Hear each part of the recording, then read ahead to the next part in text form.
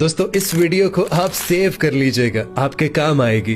दोस्तों अगर आप फजर की नमाज पढ़ने के बाद सूरह यासीन की तिलावत करते हैं तो हमारे नबी पाक सल्लल्लाहु अलैहि वसल्लम ने इरशाद फरमाया कि अल्लाह ताला अपने उस बंदे के उस दिन के तमाम मामलात अपने सपुर्द ले लेता है।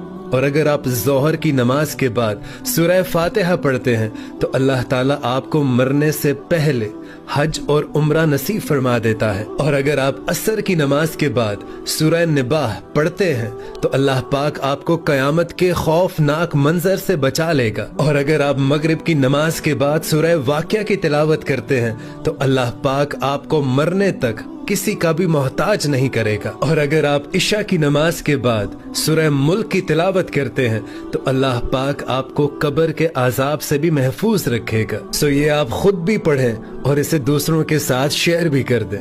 जज़ाकल्लाह।